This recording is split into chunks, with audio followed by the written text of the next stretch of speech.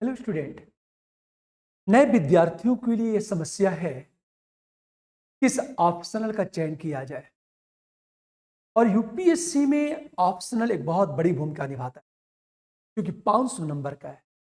अब सोचो, एक विद्यार्थी 500 में 300 पाता है और दूसरा विद्यार्थी 250 पाता है, तो 50 नंबर का गैप हो गया। यह गैप एक लड़के को रैंक दिलाएगा तो दूसरा लड़का हो सकता बाहर हो जाए। अब मैं बात करता हूं फिलॉसफी की। 2022 में जो मार्कशीट आ चुकी है, 2022 की मेंस की मार्कशीट, उसमें सबसे अधिक नंबर जो आया है एंथ्रो में 325 नंबर 500 में, और दूसरे नंबर पर फिलॉसफी है 319 नंबर। अब प्रश्न ये उठा 319 नंबर फिलॉसफी में, जबकि अनेक ऐसे सब्जेक्ट हैं जिसका चयन विद्यार्थी ज्यादा करते हैं, जैसे हिंदी लिटरेचर है, ज्योग्राफी है। हिंदी लिटरेचर की मार्कशीट हाईएस्ट नंबर है 282, 2022 की बात है, और ये यूपीएससी की वेबसाइट पर उपलब्ध है। ये हिंदी लिटरेचर में 282 हाईएस्ट नंबर है, जबकि फिलॉसफी में 319 गया हाईएस्ट नंबर। अब सोचो, आप प्रश्न ये उठा कि अच्छे अंक कैसे प्राप्त किए जा सकते हैं। हर विद्यार्थी की ख्वाहिश यही होती है कि अधिकतम अंक प्राप्त किया जाए।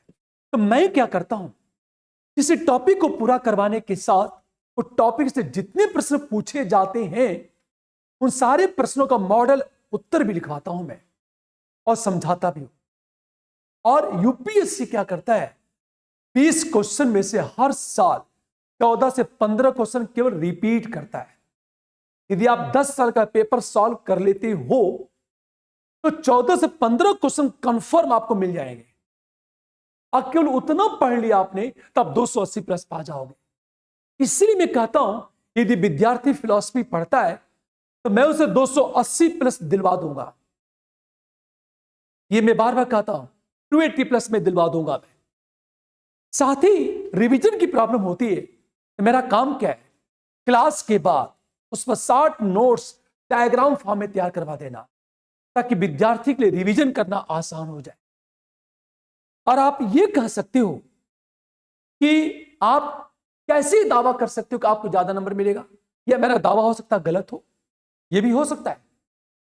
तो मैं जो दावा कर रहा हूं इस आधार पर कर रहा हूं कि मेरी क्लास के बहुत सारे बच्चे हैं जो 300 प्लस पा चुके हैं।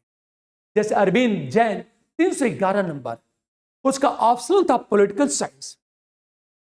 पहले 2 ऑप्शनल होते थे, वो लड़का पॉलिटिकल साइंस और फिलॉसफी दोनों पढ़ता था, लेकिन जब एक ऑप्शनल हुआ तो उसने पॉलिटिकल साइंस को छोड़ दिया और फिलॉसफी रखा, और फिलॉसफी में 311 पाया और सीधे आईएएस हो गया। तो प्रदीप 307 नंबर। नागेश पांडे की बात करूं, उसका हिस्ट्री में जीआरएफ हिस्ट्री छोड़ के फिलॉसफी रखा, आईएएस बन गया 286। राजेंद्र पेशिया जो राजस्थान में ज्यादा चर्चित है, उसका ज्योग्राफी से जीआरएफ था, पीएचडी जीआरएफ, लेकिन ज्योग्राफी छोड़ के फिलॉसफी रखा और फिलॉसफी में नंबर पाया, आईएएस बनाओ चला गया। फिलॉसफी आपके लिए उपयोगी इसलिए है क्योंकि इथिक्स का पेपर है 250 नंबर का, और फिलॉसफी आपके लिए बहुत ही ज्यादा उपयोगी साबित होगा इथिक्स के लिए। और निबंध में 250 नंबर का निबंध है, और हर साल फिलॉसफी का निबंध की संख्या बहुत तेजी से बढ़ रही है।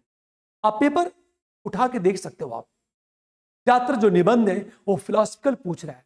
यदि आप फिलॉसफिकल निबंध लिखने में सक्षम नहीं है तो सोचो, आपको नंबर नहीं मिलेगा। हो सकता है फ्यूचर में सारे के सारे निबंध केवल फिलॉसफिकल पूछा जाए आपसे। यदि आपने फिलॉसफी नहीं पढ़ा है तो उस निबंध को लिखने में असमर्थ हो जाओगे। यदि असमर्थ हुए आप कंपटीशन से बाहर हो जाओगे। फॉर एग्जाम्पल, एक विद्यार्थी हो सकता है समान निबंध में 120 पाए और आपकी फिलॉसफी अच्छा है, आप 150 प्लस पाओ।